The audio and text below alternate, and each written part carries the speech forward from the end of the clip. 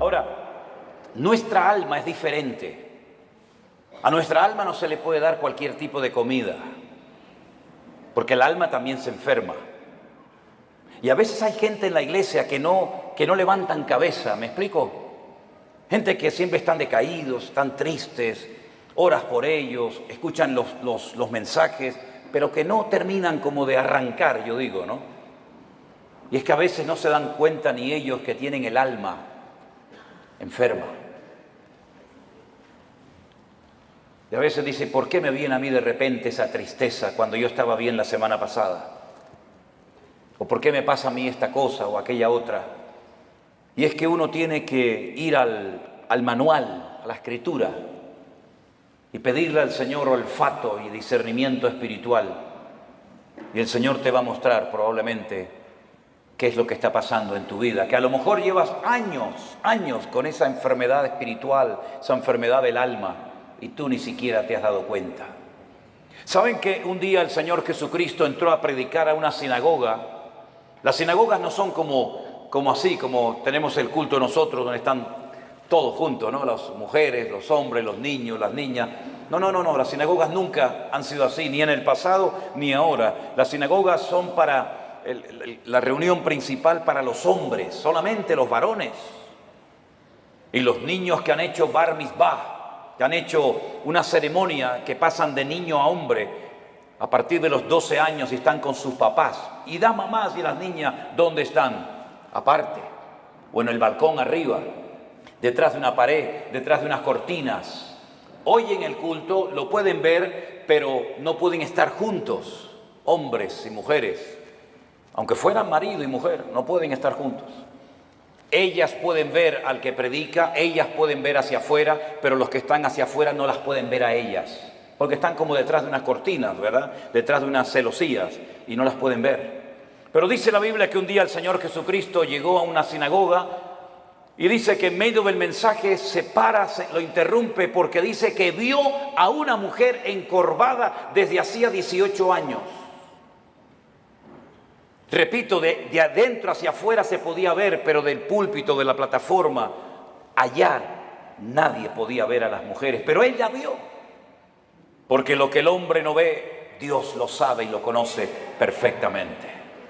Y da igual dónde te escondas, da igual dónde vivas, da igual dónde estés, el Señor sabe dónde estás y cómo estás.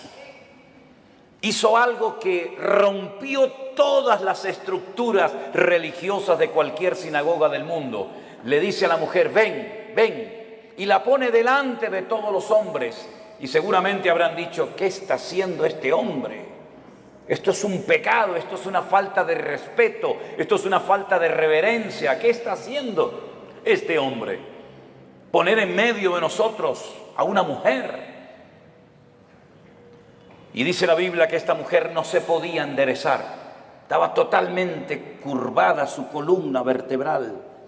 Y dice que llevaba en esa condición lamentable 18 años de su vida.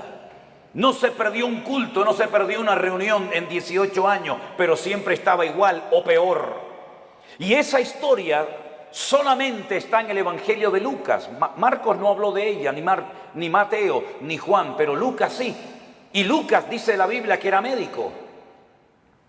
Y Lucas la observó, a Lucas le contaron los síntomas que tenía y él llegó a la conclusión de que de ninguna manera esta mujer nunca se iba a enderezar.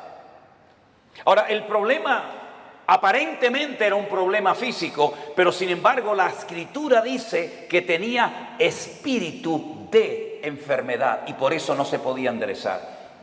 Fíjese la preposición, las preposiciones son muy importantes, hermano, muy importantes. Como cuando el Señor le dijo a Moisés, desde hasta será tu territorio, pero no te salgas de ahí porque no te voy a dar nada, pero desde aquí hasta allí todo será tuyo. Las preposiciones en la Biblia son tremendamente importantes. Y por eso dice la Biblia que de ninguna manera se podía enderezar, porque era una persona que estaba que tenía espíritu de, no dice un espíritu, sino espíritu de. ¿Y cuál es la diferencia entre tener un espíritu o tener espíritu de enfermedad? Bueno, tener un espíritu significa tener un demonio, ¿sí o no? Tener un espíritu significa tener una presencia demoníaca en tu cuerpo, y entonces cuando una persona tiene eso, las evidencias son muy distintas, amigo. No es lo mismo tratar con un esquizofrénico, no es lo mismo tratar con una persona, digamos, poseída, que con una persona, por ejemplo, que le dan ataques epilépticos, aunque a veces a endemoniados le pasan esas cosas, pero la sintomatología, la patología de la persona es completamente diferente. Y es una lástima cuando a un endemoniado se lo trata como a un loco, o a un loco se lo trata como un endemoniado, que es muchas veces lo que pasa en las congregaciones. No, él está endemoniado. No está endemoniado. Tiene un problema psicológico, problema mental. Por eso hay que orar mucho y pedir sabiduría y discernimiento al Señor para saber ayudar a cada persona según su verdadera necesidad y no lo que a mí me parece que tiene. Porque le puede hacer muchísimo daño a una persona, ¿verdad? Ella tenía espíritu de enfermedad, una tendencia a la enfermedad, una tendencia a ese tipo de problemas que se manifestaban evidentemente de una forma física. Es como personas que tienen tendencia al desánimo, tendencia a la depresión, una tendencia, ¿verdad?, a la crítica, una tendencia al desánimo. Cada uno de nosotros tenemos áreas de debilidad dentro de nosotros, ¿sí o no? Claro que sí, unos más y unos menos, unas más evidentes que otras, pero todos tenemos tendencia, ¿verdad? Hay gente que tiene tendencia a hablar más de la cuenta, ¿sí o no? Bueno, aquí no en Guatemala, porque ustedes están en un nivel espiritual diferente al nuestro, ¿no? Pero hay gente que tiene una tendencia a... Me dijo una hermana, dice, hermano, ¿usted cree que yo tengo don de lenguas? Y la miré así de arriba abajo y le digo, no sé si lo suyo es don de lengua, pero tiene una lengua que parece un don, hermana. ¿Sabe?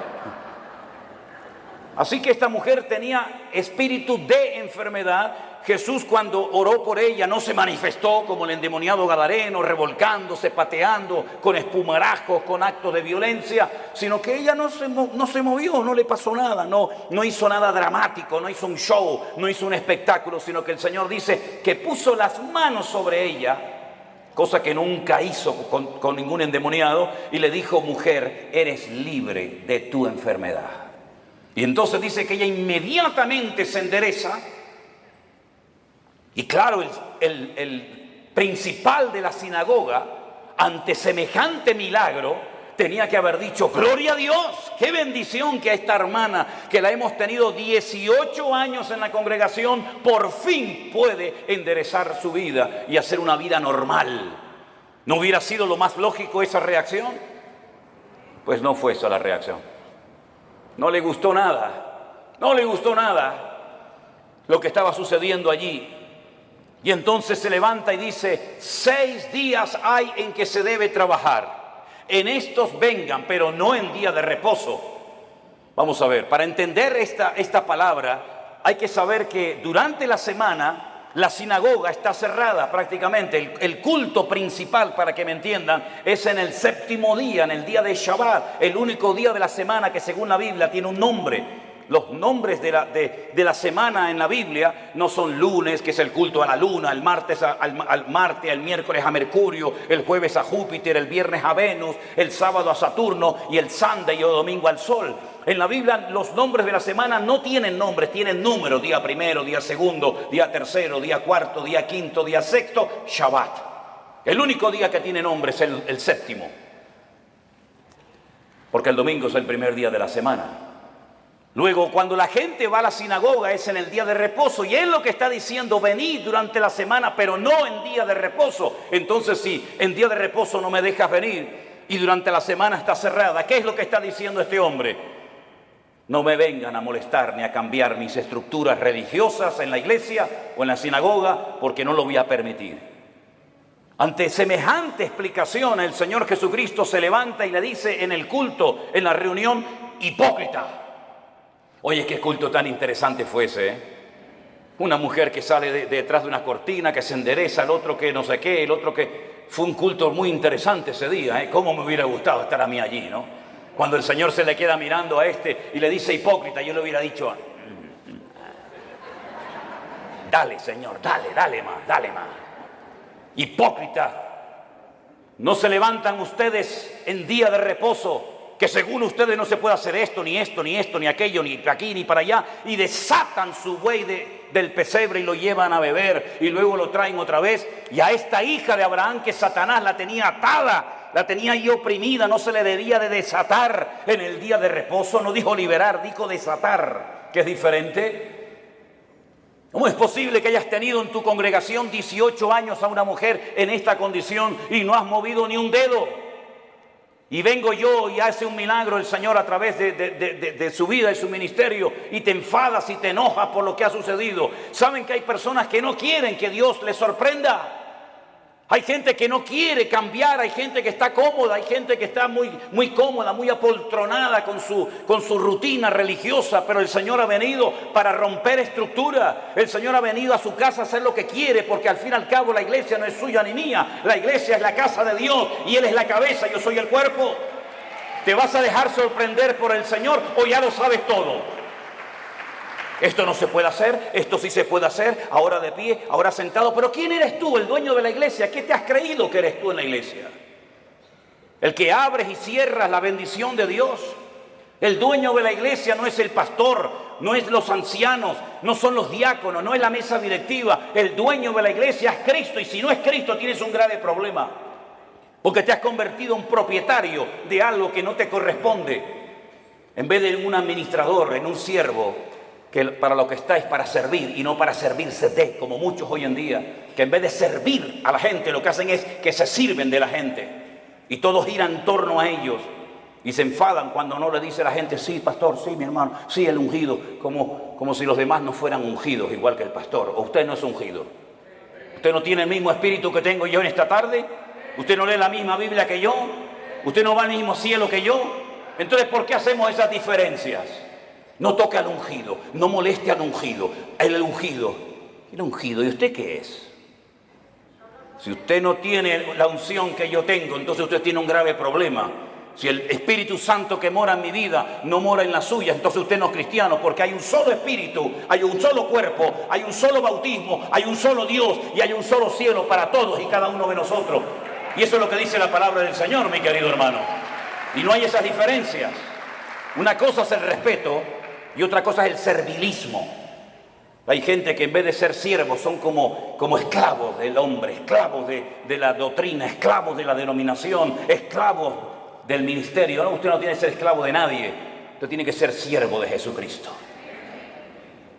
Ahora dice la palabra de Dios que esta mujer se enderezó, cosa que no podía hacer antes, porque la presencia del Señor llegó a ese lugar. Y donde está el Señor tienen que haber cambios. Lo que no puede ser es que una vida, una familia, una iglesia llamada cristiana estén siempre igual. ¿Qué es lo que hace mucha gente cuando se les predica claramente la palabra y se sienten incómodos? Bueno, lo fácil es cambiarse de iglesia, ¿sí o no? Me voy de esta iglesia porque aquí no hay amor, me voy de esta iglesia porque no cuentan conmigo, me voy de esta iglesia porque el pastor no me ama, me voy, y se van a otra, y después te enteras que ya no están en esa, están en otra y en otra y en otra. Es que muchas veces el problema lo queremos resolver cambiando de lugar, en vez de permitiéndole al Señor que nos cambie el corazón y nos cambie nuestro carácter y nos cambie nuestra vida. Y muchas veces creemos que ya hemos llegado a un cierto nivel espiritual en el que ya no necesitamos cambios. Y la pregunta es: ¿cuántos de los que están aquí presentes quieren cambiar y quieren honrar y quieren glorificar al Señor? Levante su mano. Pues entonces, como Dios lo va a hacer a través de pruebas. Hoy se habló aquí de pruebas. ¿Saben? Dios no tiene que pedirle permiso a usted ni a mí para probarnos. Para nada.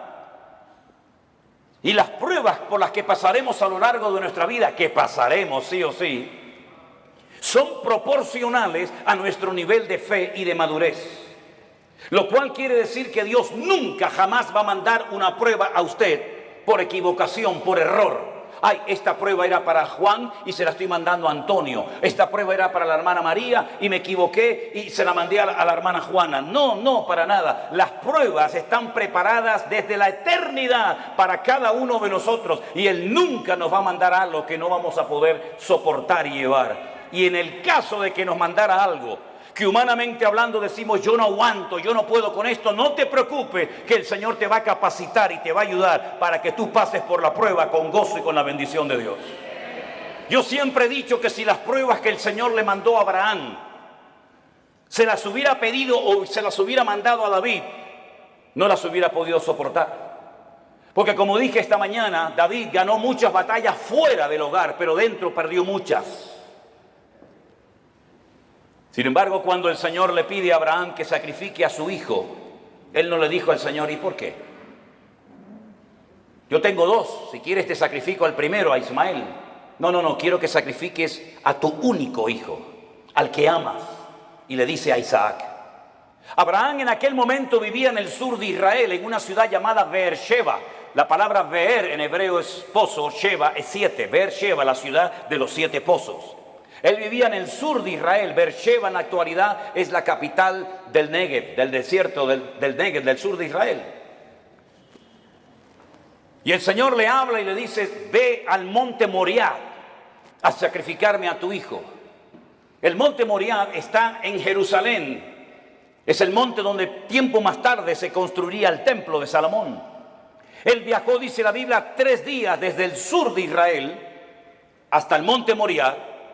Y cuando llegan cerca del monte Moriah y lo ve de lejos, llevaba a algunos criados y él les dice a sus siervos, esperen aquí que nosotros iremos allí, adoraremos y volveremos.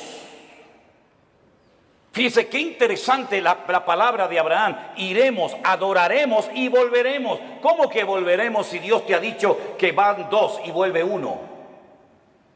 Subiréis 2 al monte Moriah, pero a uno lo tienes que sacrificar y matarlo allí, y el que volverá serás tú solo. Pero no dijo eso Abraham, dice iremos y volveremos. No fue hasta el ministerio del apóstol Pablo, cientos, miles de años después de este acontecimiento, de la aquedá, como se llama en hebreo, de la atadura, que inspirado por el Espíritu Santo, el autor de la carta a los hebreos y también Pablo dijo que tenía este hombre tanta fe y tanta confianza en el Señor que si sacrificaba a su hijo, el Señor se lo podía levantar de entre los muertos. Nunca jamás en la historia Dios había resucitado a un muerto. Nunca había habido un precedente de un muerto que resucitara. Pero Abraham sabía, porque conocía a Dios. Y eso es muy importante, que tú conozcas la esencia de Dios para que sepas si esto viene de Dios o esto viene del diablo o sabe Dios de dónde viene esta prueba. Él sabía que si mataba a su hijo, Dios se lo podía levantar de entre los muertos. Cosa que metafórica o simbólicamente sucedió. Ahora muchos se han imaginado toda la vida que Isaac era como un niñito pequeño, que si no quiere ir lo empujo y lo llevo a la fuerza. No se equivoque, no es así. Yo he visto en algunas iglesias y he visto en las escuelas dominicales que presentan a un niño de 7, 8, 9, 10 años, que el papá lo sube encima de un altar, lo amarra, saca el cuchillo y lo va a matar. Es que no es así lo que cuenta la Biblia. Si usted saca cuentas, y podríamos ir por los textos para demostrarle lo que le digo, Isaac tenía en ese momento 40 años. 40 años tenía el hijo de Abraham. Y por eso dice que iban ambos juntos, porque Isaac no era tonto. Isaac sabía perfectamente que un sacrificio necesita de una víctima, de un animal, cordero, cabra, oveja, buey o lo que sea. Y por eso él le dice al padre, padre, veo que llevas el fuego, porque no era la primera vez que subía a un monte a sacrificar algo, a hacer un holocausto. Veo que llevas la leña, veo que llevas todo, pero falta lo principal, falta la víctima, falta el animal. Y el padre le dice, el Señor proveerá, hijo. El Señor proveerá. ¿Tú sabes que el Señor proveerá lo que necesitas? ¿Lo sabes? Abraham sabía que Dios iba a proveer lo que fuera, pero lo iba a proveer. Los dos caminaron lentamente hacia el monte Moriah. Isaac se somete a la voluntad del Padre porque entiende que la víctima en ese caso, en ese día, va a ser él. Se deja amarrar, se pone encima del holocausto, porque la palabra que aparece en el texto original en hebreo no es que lo matara, sino que lo matara y lo quemara. Lo matara y lo quemara. Imagínate la prueba tremenda. E Isaac se somete y está dispuesto a ser una víctima inocente porque el Dios de su padre le ha dicho que así se tienen que hacer las cosas. Ahora, Abraham venía de una tierra donde sacrificar a hijos, sacrificar a niños, sacrificar a vírgenes, sacrificar a personas era lo más normal del mundo. Pero él sabía que el Dios de su padre no era un Dios que pedía víctimas inocentes de seres humanos. Pero aunque no entendía nada, se sujeta al plan y a la voluntad de Dios. Hermanos, nosotros no hemos sido llamados para entender todo lo que Dios nos va a pedir y todo lo que Dios va a hacer en nuestra vida. Gracias a Dios no tenemos esa obligación de entender las cosas, pero sí tenemos la obligación y el deber de obedecer a Dios, aunque no entienda la voluntad y la voz de Dios para mi vida. Isaac no dijo, ¿y por qué yo? ¿Y por qué no Ismael? ¿Y por qué esto? ¿Y por qué aquello? Sino se sujetó. Silencio absoluto. Oyen ustedes a Isaac hablando con su padre. Oyen ustedes a Isaac quejándose contra Dios. En absoluto. Porque Isaac en ese momento, aunque él no era consciente, es un tipo de Cristo, sometiéndose a la voluntad del Padre eterno, entregando su vida por todos y cada uno de nosotros. Y en el momento en el que Abraham va a sacrificar a su hijo, dice que se oyó una voz del cielo diciendo, alto Abraham, no lo hagas. La prueba no se produjo porque Dios quería comprobar la obediencia de Abraham. Es que Dios no te prueba a ti, mi hermano, ni a ti, mi hermana, para saber cómo vas a reaccionar. Es que Dios no necesita probarte para saber cómo eres. Es que Dios no necesita pasarte por una prueba económica, física, espiritual o de la índole que sea para comprobar si eres obediente o eres un rebelde, si eres una persona espiritual o eres un cabezón. Dios no necesita probarte para sacar conclusiones. Ya Dios te conoce desde el vientre de tu madre. Las pruebas son para que tú descubras cómo eres tú realmente delante de Dios. Es un test, es un examen, es una prueba que Dios te pasa a ti para que sepas si verdaderamente amas a Dios o no lo amas. Para que te des cuenta si eres tan obediente como dices o aparentas ser. Las pruebas no son para demostrarle a Dios nada, son para demostrarte a ti mismo el tipo de creyente que tú eres. No el que te gustaría ser, sino el que realmente eres en ese momento. Y en esa prueba sale tu verdadero yo. Sale lo mejor de ti o puede salir lo peor de ti. Es en la prueba donde se ve realmente si se puede contar contigo. Todo eres bla, bla, bla, bla, bla, planes, proyectos, ideas, pero a la hora de verdad no vales para nada. Es en la prueba donde se demuestra si tú verdaderamente tienes paciencia y tienes temor de Dios y respetas al Señor y estás dispuesto a sacrificarte. Las pruebas, repito, no son para demostrarle a Dios nada. Las pruebas son para que tú te des cuenta el tipo de madurez, tus debilidades, tus carencias o tus puntos fuertes.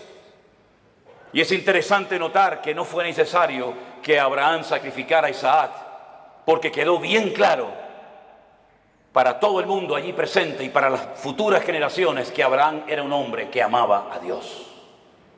Fíjense qué interesante que Abraham nunca leyó la Biblia. Abraham nunca leyó los Proverbios. Abraham nunca supo nada del Apocalipsis. Abraham nunca tuvo un pastor. Abraham nunca habló en lenguas.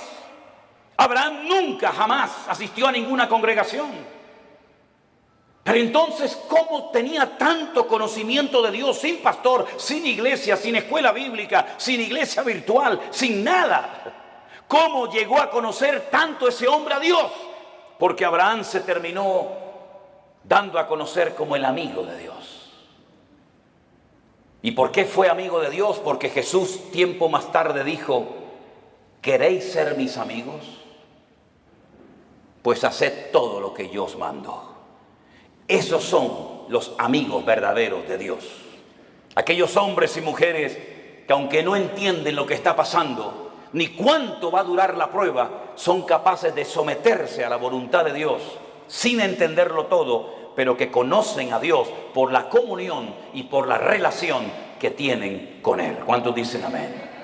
Lo mismo le pasó a José. José nunca fue a ninguna iglesia. José nunca tuvo un pastor que le instruyera, que le ayudara, que le aconsejara. José nunca leyó la Biblia, pero cuando llegó el momento de la prueba más grande de su vida, Él salió corriendo porque él dice, ¿cómo voy yo a pecar contra mi Dios haciendo semejante cosa? ¿Cómo él sabía si no estaban los 10 mandamientos escritos? No estaba ni una palabra, ni una coma, ni una tilde de la Biblia escrita. ¿Cómo él sabía que eso no le agradaba a su Dios? Porque el que conoce a Dios sabe lo que a Dios le agrada y lo que Dios abomina. ¿Por qué hay tanta gente en las iglesias hoy en día que están todo el santo día pidiendo confirmación? ¿Me puede el Señor confirmar si estoy llamado o no? ¿Me puede el Señor confirmar si tengo que ir allí o no? ¿Qué confirmación necesitas tú, mi hijo? Lea la Biblia, métase en la comunión con el Señor y no va a necesitar que nadie le ponga la mano encima para que le diga lo que usted tiene que hacer. Esa dependencia enfermiza de la oveja, del pastor, como si el pastor fuera su papá, como si el pastor le tiene que decir, vaya al baño ahora. No, ahora no vaya al baño, vaya para allá. No, eso no es así, hay que ya crecer, hay que madurar, hay que aprender a ser autodidactas, porque llegará el momento que no existirá iglesia virtual, que no nos dejarán predicar en YouTube, que no nos dejarán predicar en Facebook. Llegará un momento que nos arrancarán las Biblias, llegará un momento que nos perseguirán, y en ese momento todo lo que han aprendido, si es que han aprendido algo, es lo que te va a mantener firme contra los ataques que vendrán en el futuro, mi querido hermano. No dependa de mí, por el amor de Dios, no dependa de la iglesia. Dependa del Dios Todopoderoso, aleluya.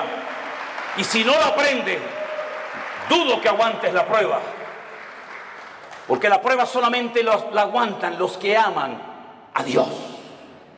Yo he descubierto eso, hermanos. Las pruebas no las sacan con buena nota, con buena calificación los que han aprendido a cantar muy bien. Las pruebas no las aprueban aquellos que saben, digamos, predicar muy lindo. No, las pruebas las aprueban con muy buena nota los que en el fondo aman a Dios con toda su alma y con todo su corazón. Porque cuando una persona ama, hace cualquier locura. Cuando una persona ama, está dispuesta a poner a un hijo sobre un altar y degollarlo como si fuera una bestia. Cuando una persona ama, es capaz de oír de los labios de Cristo, vas a morir crucificado como yo. Y Pedro dice, tú sabes que yo te amo, Señor. Cuando una persona ama, está dispuesta a estar solo en una cárcel, sabiendo que no estoy solo, sino que Él está conmigo y puedo terminar mi carrera y guardar la fe. Y cuando uno ama a Dios de todo corazón, puede escribir una carta diciendo, en mi primera defensa ninguno estuvo a mi lado, todos me desampararon. Pero no lo habla desde la amargura, no lo habla desde el rencor o el resentimiento, sino que dice, no se preocupen, hermano, Demas me abandonó, Alejandro me causó muchos males, el otro se fue por aquí, el otro se fue por allá, me sacaron de la celda, me llevaron al juicio, nadie estuvo a mi lado, pero el Señor estuvo a mi lado y me dio fuerzas, aleluya, y me guardó de la boca del león. En el peor momento de su vida, cuando todos, Timoteo, Tito, Priscila, Aquila, Silas, el otro tenían que estar con Pablo, ni uno apareció. Pero el Señor estuvo a mi lado y me libró de la boca del león y me seguirá librando. A Él la gloria y la honra y el imperio por los siglos de los siglos, dice Pablo. A ese nivel tenemos que llegar. A ese nivel de fe, a ese nivel de madurez, a ese nivel de esfuerzo y sacrificio es al que tenemos que llegar todos y cada uno de nosotros. Porque todos vamos a ser probados en mayor o en menor medida. Y dice la Biblia que los que son fieles y aman al Señor, Dios nos guardará de la hora de prueba que ha de venir sobre todas las naciones de la tierra. Hace años atrás la gente de Europa venía a América, cuando el continente europeo quedó totalmente arrasado por la Segunda Guerra Mundial. Alemania quedó destrozada completamente. Italia quedó destrozada. Toda Europa plagada de muertos. Edificios derrumbados, familias destruidas, 6 millones de judíos asesinados en los campos de exterminio nazi. No había esperanza, no había trabajo, no había comida, no había nada. La gente cogía barcos y se iban a Argentina, se iban a Cuba, se iban a Venezuela, como mis antepasados se fueron en barcos de vela a Cuba, Argentina, a Venezuela, porque eran países que ofrecían una esperanza a millones de personas que lo habían perdido todo, padre, madre, salud, casa, de todo. Pero ya eso pasó a la historia, mis queridos hermanos. Y más ahora que hemos conocido y hemos descubierto la perla de gran precio, que es nuestro Señor Jesucristo. Yo no necesito ir a los Estados Unidos para ser bendecido. Yo no necesito irme a países árabes o a Dubái, porque allá hay mucho trabajo. ¿Es que acaso el Dios de Guatemala o el Dios de Nicaragua o el Dios de Haití o el Dios de Cuba o el Dios de Japón es más pequeñito que el Dios de allá? ¿No ha dicho el Señor, yo estaré contigo todos los días hasta el fin del mundo? ¿No nos ha demostrado el Señor que eres el dueño de la plata y del oro? Que no es mi esfuerzo personal, sino es la misericordia y la grandeza de Dios lo que a mí me permite hoy comer, vivir, respirar y tener victoria en mi vida. Permítame decirles que este muchacho que estuvo a punto de ser sacrificado, imitando o intentando imitar el ejemplo de su padre, cuando hubo miseria y los animales no tenían pasto para comer y faltaba el agua en los pozos, él sintió en su corazón hacer lo mismo que hizo su padre, que ir a Egipto. Oye, cada vez que había hambre y miseria en Canaán, siempre había de todo en Egipto. Nunca faltaba el agua, nunca faltaba el pasto, siempre en Egipto había de todo. Y el Señor le dice a Isaac, no vayas a Egipto. Pero Señor, mi padre fue a Egipto. Claro que tu padre fue a Egipto. Y Egipto se le metió en su casa. ¿O no te acuerdas de tu hermanito Ismael, de quién nació? Y no te acuerdas de doña Agar, no te acuerdas que se fue de Egipto, pero Egipto se le metió en la casa. Tú no tienes que ir a Egipto para nada, tú te quedas aquí. Pero Señor, yo vivo en Beersheba, yo vivo en un desierto, no hay agua, no hay nada. Y el Señor le dice, siembra. ¿Pero dónde? Siembra ahí en la arena, siembra en la arena. Y después, ¿cómo riego la semilla? Escarba, busca. Y empezó a escarbar, ¡pum!, le salió agua. Y vinieron los enemigos y dijeron, hay que taparle el pozo. Y le taparon el pozo. ¿Y ahora qué hago? ¿Me voy a Egipto? No, vete más allá. Siembra más allá y busca agua. Y encontraba agua en todos los lados. El agua estaba debajo, solamente había que buscarla. Y dice que ese año sembró y cosechó a 100 por 1 en el desierto sin agua. Y al final vinieron los enemigos, los que le echaban tierra y piedras a sus pozos, a hacer un pacto con él, a pedirle perdón y a decir, se nota que Dios está contigo. Eso es lo que el mundo necesita ver en nosotros los cristianos. Que nuestra dependencia no está del dólar, nuestra dependencia no está de los países del norte. Nosotros dependemos del Rey de Reyes y Señor de los señores. Y el Señor está contigo como poderoso gigante. ¡Alabado sea Dios! ¡Aleluya! ¿No dice el Señor que yo soy el Dios de la plata y del oro? Qué fácil es decirlo, ¿no? ¿Sí?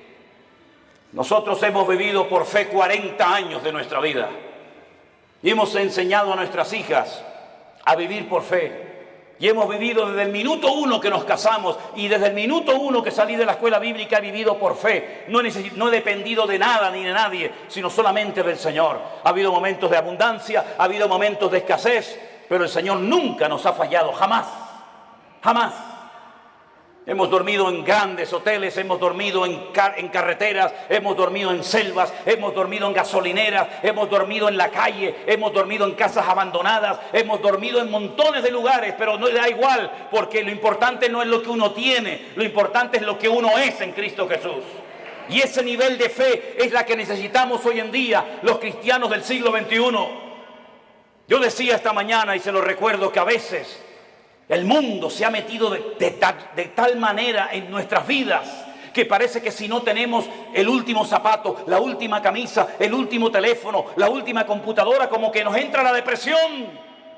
Y yo pregunto, ¿qué tenía Pablo? ¿Qué tenía Pedro? ¿Qué tenía Santiago? ¿Qué tenían nuestros hermanos en la Segunda Guerra Mundial? No tenían nada, pero cuanto menos tienes es cuanto más el Señor está contigo. Y esa es la vida que el Señor quiere que vivamos. Por eso yo siempre he predicado y lo digo. Hermanos, la Biblia que predicamos es la misma. El Espíritu Santo es la misma. El Salvador es el mismo. El poder de Dios es el mismo, pero la iglesia no es la misma. No, la iglesia no es la misma. He conocido cristianos en Estados Unidos, mejor dicho, pastores, que me dicen, ¿saben lo primero que me pregunta una persona cuando viene a nuestra iglesia pensando en la posibilidad de hacerse miembro de la iglesia? Digo, no, dice, ¿tienen buenos aparcamientos, buenos estacionamientos para los carros aquí? ¿Sí? ¿Tienen aire acondicionado las clases de los niños? ¿Sí? ¿Las butacas de la iglesia son de madera o son así mulliritas? Y cuando pasan la lista y tienen todo lo que sus necesidades demandan, ¿se hacen o no miembros de esa iglesia? Yo te mandaría un tiempo a África, a Corea del Norte, a Irán, a Pakistán y a lugares donde los hermanos a escondidas de noche tienen que ir con un pico y una pala a romper bloques de hielo así de gordo y bautizarse en lagos helados para que no los maten las personas que están a su alrededor. Te mandaría a lugares donde solamente hay una Biblia para toda la iglesia y los hermanos se la pasan de unos a otros durante varios días y la copian a mano. Y yo tengo Corintios, yo tengo Efesios, yo tengo Gálatas, yo tengo Romanos, yo tengo los Proverbios, porque hay una sola Biblia para toda la iglesia. Cuando estábamos en Kenia y nos enfermábamos y lo primero que pensamos era en ir al médico, los de allí nos decían, no hace falta. ¿Cómo que no? Dice, no, vamos a orar. Porque sabían que tal vez no tenían dinero para medicinas, pero tenían a su alcance el poder de Dios. Nos hemos hecho tan burgueses espiritualmente hablando, que si se retrasa la comida 10 minutos ya nos ponemos nerviosos. Nos ponemos tan nerviosos cuando faltan determinadas cosas. Y después algunos me dicen, no, yo quiero servir al Señor. Me vino uno una vez a la iglesia y me dice, yo quiero servir al Señor. Y estaba de pie, yo estaba poniendo la moqueta en la iglesia con un señor ya muy mayor. Y le digo, ¿y por qué no te agachas y me ayudas a poner la moqueta de la iglesia? Y me dice, es que yo soy cantante, yo soy músico. Digo, tú eres un idiota. ¿Cómo que cantante y músico? ¿Los cantantes y los músicos no trabajan? La Biblia dice que el que no quiere trabajar, que no coma, es decir, que se muera de hambre. Eso dice la Biblia, ¿eh? No quiere trabajar, no coma. Y el que no come ya sabe lo que le pasa. ¿No trabajaba el Señor? Dice, yo trabajo y hago la obra del que me envió. En otras palabras, mis queridos hermanos, la iglesia tiene que despertar y darnos cuenta de que si la iglesia sigue viviendo como ha vivido en estos últimos 30, 40, 50 años, por eso la iglesia entró en una decadencia, por eso el mundo se metió en la iglesia, por eso la gente ha salido herida, por eso la gente ha comido veneno y comida caducada en las congregaciones. ¿Por qué? Porque nos hemos agarrado a cosas y hemos convertido la iglesia en el campo, cuando la Biblia dice que el campo es el mundo, no la iglesia. Y por eso para algunos la iglesia virtual era una locura, porque necesitan el púlpito, necesitan la banca, necesitan tocar. Y el Señor nos ha enseñado que sin púlpito, sin banca, sin nada, el Señor ha alimentado y bendecido a su pueblo en todas las naciones de la tierra. Por eso yo les animo a todos y a cada uno de ustedes que no olviden todo lo que hemos aprendido desde marzo del 2020 hasta el día de hoy. Que no tengamos una amnesia, sino que recordemos todo lo que el Señor nos ha venido enseñando y mostrando día a día. Estos testimonios de gente cambiada, estos testimonios de gente sanada, testimonios de familias restauradas, todo esto lo ha hecho el Señor sin necesidad de que una persona sea la estrella y el protagonista. La obra la ha hecho el Señor nuestro Dios, al cual le damos a Él siempre toda la gloria y toda la honra. Aleluya. Así que, mi querido hermano, Dios sí que nos guardará de las pruebas, claro que sí, pero nuestro nivel de madurez tiene que ser elevado. Me sorprendió mucho cuando fuimos a la cárcel el otro día, los pastores, sí, pastores que están allí también cumpliendo condena, privados de libertad, pero saben que ese es el momento y el lugar donde tienen que estar atendiendo y ministrando a otras personas. Cada uno de nosotros tenemos un lugar en el cuerpo de Cristo. Yo sé cuál es el mío y cuál no es el mío. Pero yo quiero que usted cierre sus ojos en esta tarde y a partir de hoy se proponga seriamente decirle al Señor cuál es mi sitio y cuál no es mi sitio. ¿Qué tengo que hacer y qué no tengo que hacer? ¿Qué tengo y qué no tengo? Pedro le dijo a aquel paralítico, no tengo. No esperes de mí plata y oro porque no tengo, pero lo que tengo te lo voy a dar. La Biblia dice que antes de que una persona sea usada, primeramente tiene que ser probada. Nadie puede ser usado en el reino si no es probado primeramente. Y el Señor sabe cómo probarnos y cuánto tiempo probarnos. Dígale al Señor, enséñame a gozarme en las pruebas. Descubre mi corazón para que realmente me dé cuenta si verdaderamente yo te amo o no te amo tanto.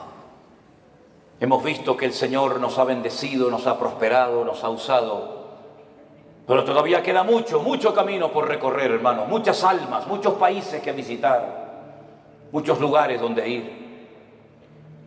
Y si somos fieles y obedientes al llamado de Dios, Dios seguirá guiando nuestros pasos y fortaleciendo nuestras vidas.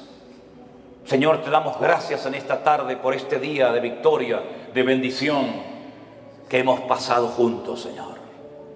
Gracias por los hermanos que se han bautizado. Gracias por los testimonios que hemos oído. Gracias por el tiempo que hemos podido pasar juntos en armonía. Pero sabemos que estos solamente son unos pocos días, que la vida realmente está allá afuera esperándonos. Yo te ruego, Señor, Dios del cielo y de la tierra, que traigas madurez a nuestros corazones y a nuestras vidas. Que estemos dispuestos a ser probados y a gozarnos en las pruebas. Bendito sea tu nombre, Señor. Busque a alguien en este momento y ore con él junto, por favor. Busque a alguien, sea esposo, sea su marido, sus hijos, un hermano que no conoce de nada, da igual. En estas reuniones, en estos encuentros que hacemos, se produce algo muy bonito. Y es ver hermanos de la misma ciudad que no se conocían, que aquí en estas reuniones se conocen.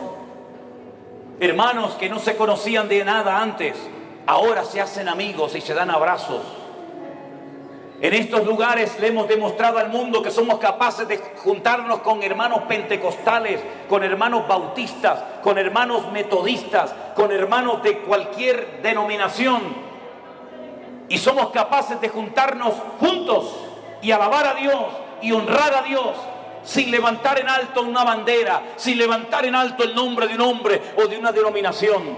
Dios está rompiendo barreras, hermanos queridos. Pastores de diferentes iglesias vienen a nuestros encuentros, vienen a nuestras reuniones y juntos alabamos al Señor.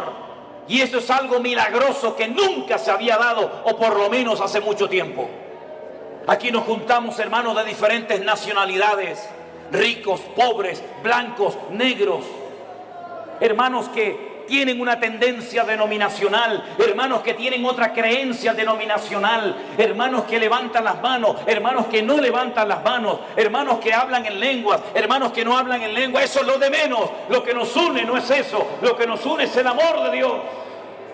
Y lo que queremos es impactar al mundo con el amor de Dios en nuestros corazones. Aleluya. Recibe la gloria, mi Dios.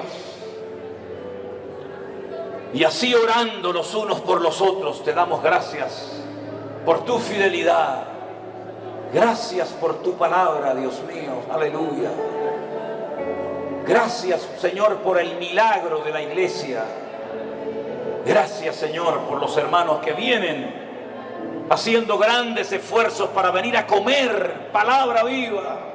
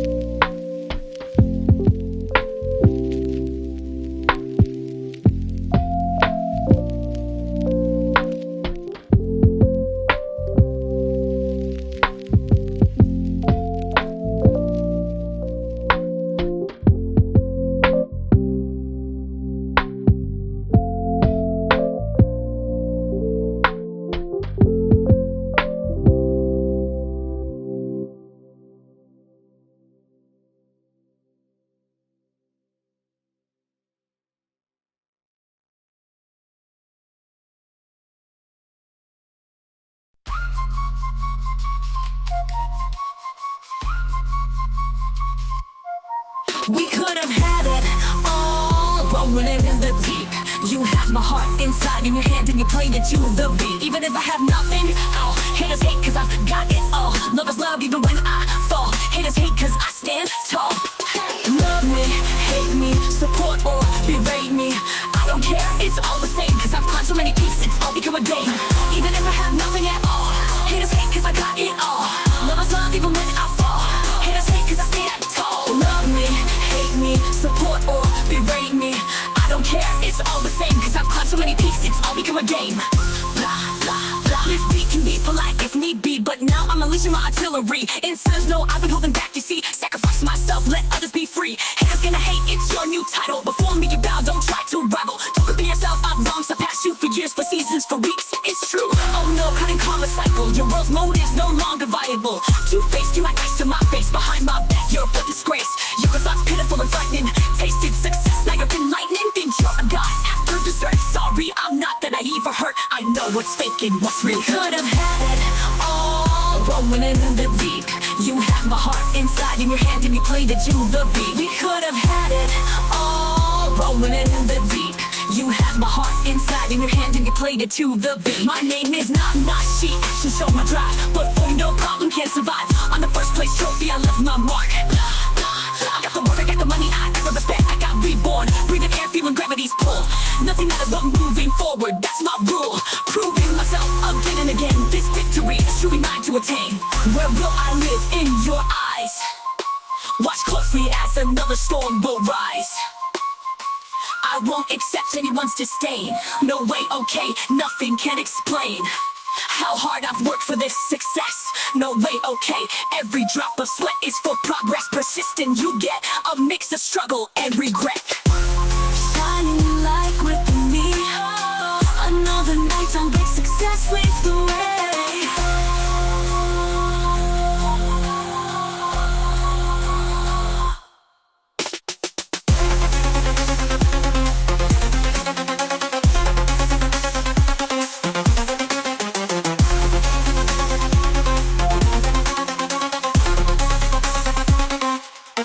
We could have had it all, rolling it in the deep. You had my heart inside in your hand and you played it to the beat. We could have had it all, rolling it in the deep. You had my heart inside in your hand and you played it to the beat.